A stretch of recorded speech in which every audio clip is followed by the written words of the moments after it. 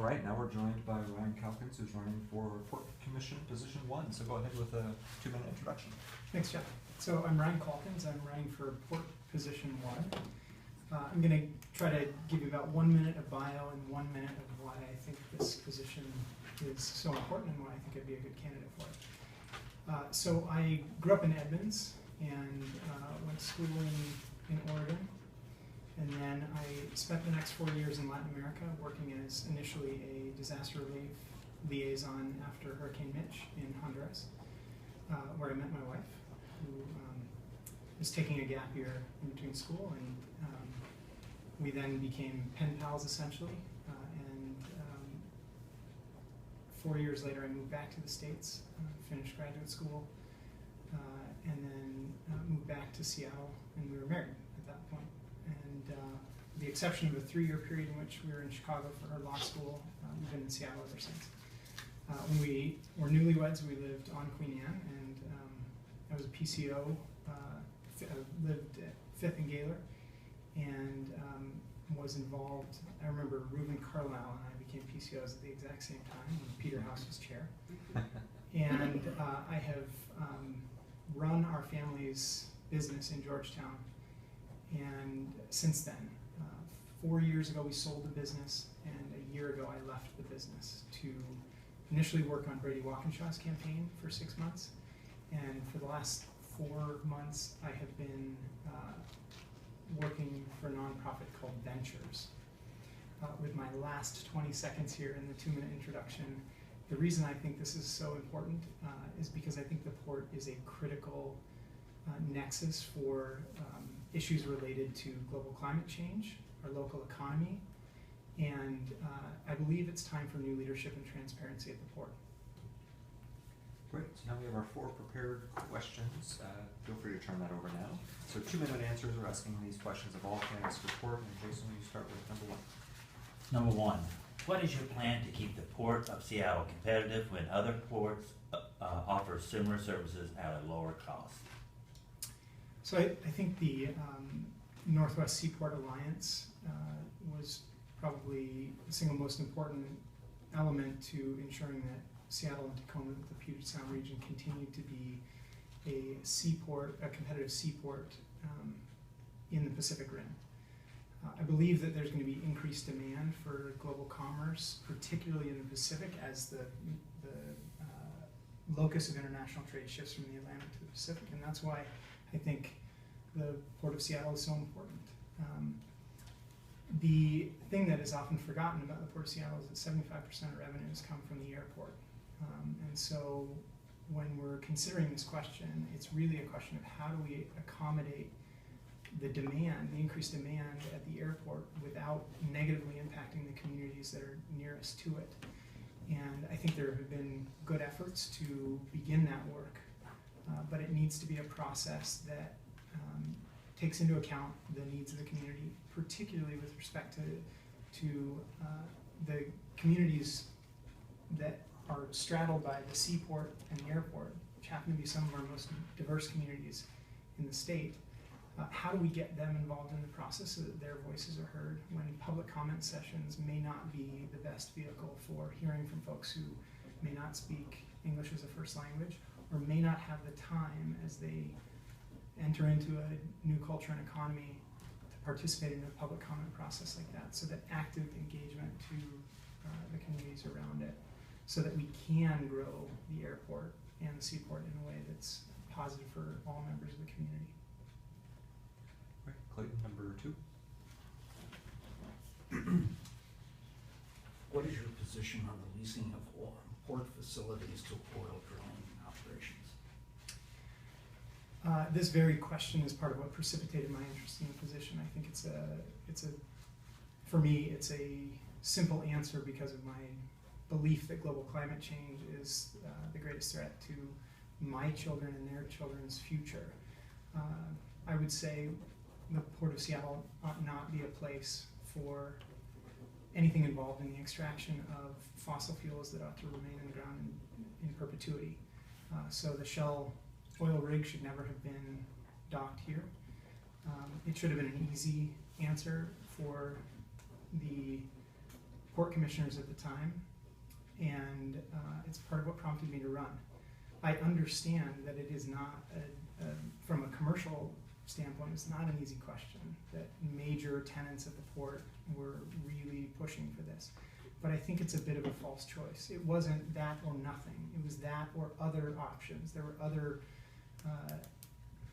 folks who were bidding for that space. And so when we make short-term economic decisions that have long-term economic and environmental consequences for our region, we're being penny-wise and pound-foolish. And I think it's time for somebody in this position to be able to stand up and say, no, this is a clear answer. The answer is no. Right, David, number 3. What changes or reforms do you support for the Port Commission itself? This is one that, as an outsider, as somebody who has not worked at the port, it's a little bit obscure to kind of look in and see what sort of changes that we could make to make it more transparent. We have a unique opportunity in that we have an interim CEO right now. The process is underway to, from what I understand from current commissioners, they are selecting a search firm initially and hope to have the process wrapped up sometime in the next, maybe by late fall. I would hope that they would allow the new commission to make a final decision on this, because it's been an area, the selection of the port CEO, I would say, has been an area of weakness for the port. The departure of the last 3 CEOs has all been shrouded in a bit of either ethical questions or at least a question of whether the commission was asleep at the switch during some of the incidents that happened. So I think we have a unique opportunity to select somebody who is without reproach ethically. I would like to see somebody who shares the values of the county as a whole. That was a big complaint that I had about our previous port CEO, his political values, which as an ambassador of our city and our region did not align at all with who we are as a county, as the greater Seattle region. And so I want somebody who believes what we believe with regard to environmental sustainability, fair labor practices, and of course the ethics questions that have kind of shrouded the executive leadership. Great, and Liz, number 4. Do you believe we've achieved full transparency in the port's contracting and compensation practices? And where do you see possibilities for further improvement? So I do want to give credit to the commission over the last decade, I would say. So part of my personal background is that I ran a company that pulled containers through the port on a weekly basis, at least. So I was a port watcher for that whole time, and I would say definitely more so than most.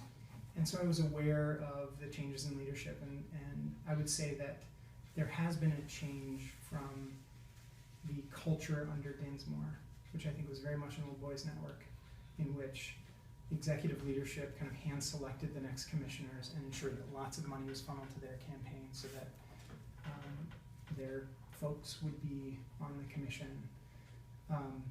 I do think there's been improvement in that area, and particularly in regards to better representation overall.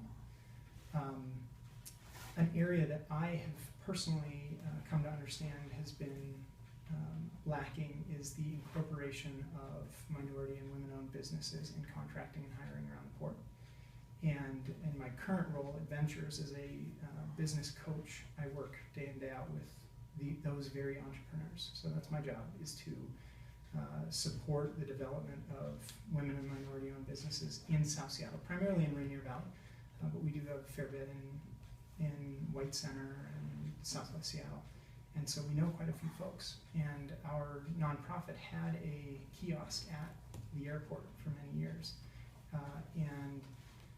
We've worked with Luis Navarro, who does the outreach to these communities in the area. And I think he's a phenomenal liaison to the community. My concern is that he doesn't have support from the executive leadership, and that's something I would emphasize as a port commissioner. All Right, now we'll open up to follow-up questions. These are 1-minute answers. I have one and then Clayton. So you are running against an incumbent, and Mhm. just by chance of scheduling, we did interview John Creighton earlier this evening. I'm just wondering, you know, besides your own ideas, is there a particular reason why he should go and be replaced by somebody? I think I'm a better choice. I think I better reflect the values of King County. About the best compliments I've heard for him is that he's fine. I was indicted on November 9th to do more. I had felt like I had been fairly active up through the time we started having children, and then I kind of rested on my laurels beginning in November 2008. I thought, hey, we're here, we've done it. And so it was November 9th for me was this reminder that no, you need to stay engaged, you need to do this, and you need to stick your neck out there. And as I began to research the port, I realized how influential it really is. And I want a true progressive in that position. I want somebody who doesn't waffle when it comes to the question of the Shell oil lease. I want somebody who believes deeply in incorporation of fair wage issues and bringing the communities around the port, finding ways to create equity for them in their engagement with the port. Great, thank you.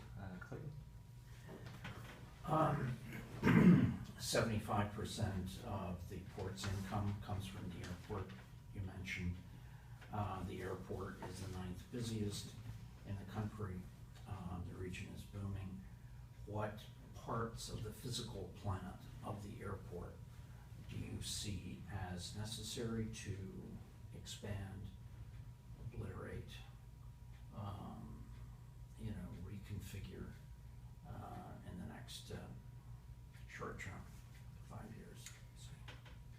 So the footprint of the airport is going to be hard to change. I think we're not going to be able to put another runway in. And so we're going to have to get more efficient.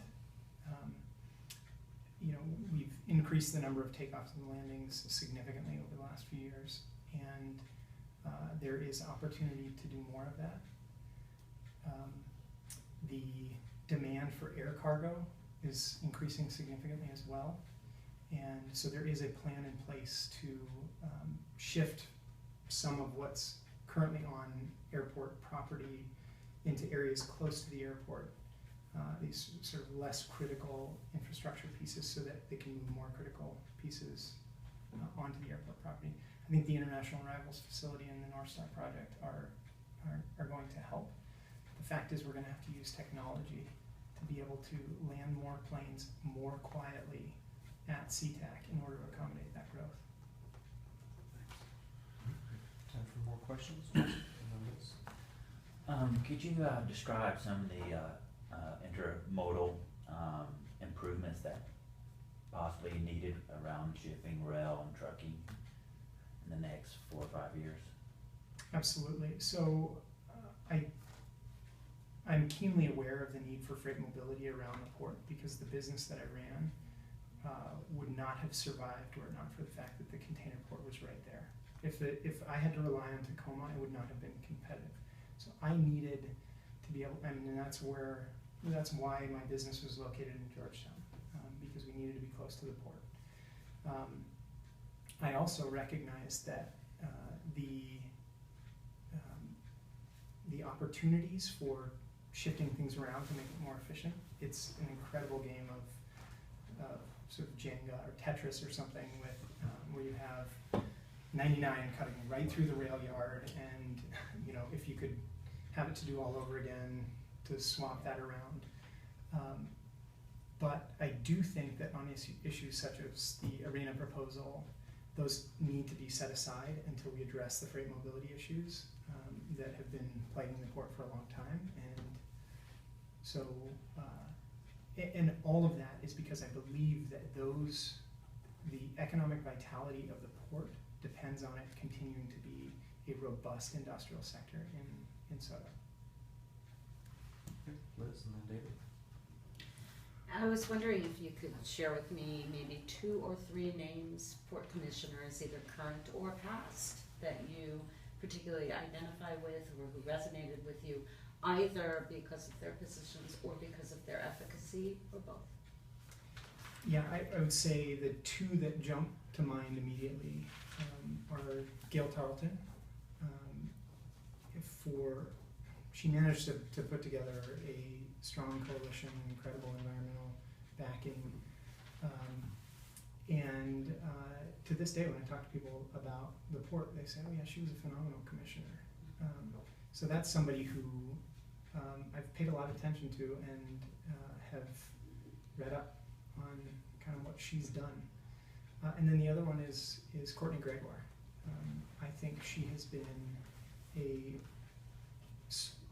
part of the role of the port commissioner is just showing up. And the fact that when the Trump immigration ban happened, she went to the airport and she stood in the way, for me was inspirational. And it showed me just how powerful that position can be, that she was there. And I will say the incumbent in this position was nowhere to be seen, and he's yet to speak on that issue. David?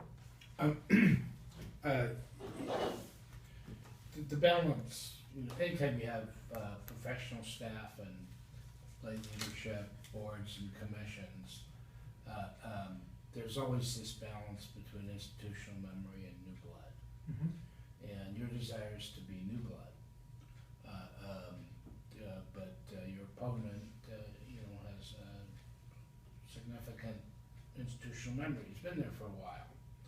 So I'm just wondering, other than the Shell oil, the oil lease, which you've already identified as point differentiation, could you give us 2 or 3 examples of either things you would have voted differently on, or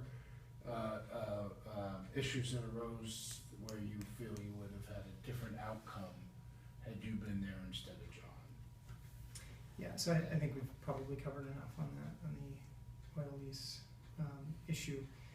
So one of the experiences that I've had as a business person that I think I would carry into this position is when I first started working at the company, I took on the question of environmental sustainability. So our business imported and distributed ceramic tile and stone. This was in 2005, and the industry, the construction industry and the construction material supply industry was pretty late in coming to the environmental movement. It was for me, had always been an important part of my identity, because I thought of myself as an environmentalist, and so my first goal in the business was, how green can I make this business? And so I conducted an audit both of our operations and of our sourcing, and after we had completed the audit and put in place the new operation standards, Seattle City Light voted us one of the greenest businesses in Seattle. And the model that we used for sourcing products, it was a 7-step model, was adopted by the Ceramic Tile Distributors Association, which is a nationwide distribution association, as a model for sustainable sourcing of ceramic tile. And I think that kind of going into with fresh eyes to an institution can have really positive consequences. We have time for maybe 1 or 2 more questions, Liz. I'm wondering if you can describe, have you had a chance through the work that you've done so far to develop any relationships with organized labor, and how you see yourself going forward as a port commissioner working with organized labor, and specifically the Teamsters Union? I was a Teamster, actually. Awesome. My first job. I was a grocery helper clerk, and so I was a card-carrying Teamster. Since then, I can't say that I've been in labor. I've always been in management. But I have a strong affinity to labor. I was raised by a public school teacher in the Mukilteo School District, and my sister is a public school teacher, and I have always been a strong advocate for labor. The business that I ran, we always were ahead of the curve in terms of compensation and benefits, so that we, when issues of paid sick and safe time came up in the city of Seattle, or 15 now, which I personally supported, came up. I was already ahead of the curve in terms of the requirements, so I didn't have to make any changes to the business because we were already there. And so I think I can point to my record as a progressive business owner and say, you know, we're a model for how you ought to treat workers. Thank you. All right, we are about out of time. If you want to take 30 seconds for a closing statement. Well, I just want to say thank you for having me tonight. I think this is an incredible service for our party. I have long believed in the institution of the Democratic Party as a vehicle for making positive progressive change. And so for me, it's really inspiring to see folks coming out late at night to interview somebody you've never met before. And so thank you for the work you're doing, and I really look forward to seeing you on the 24th too. Great, Thank you. thank you very Thank you. much.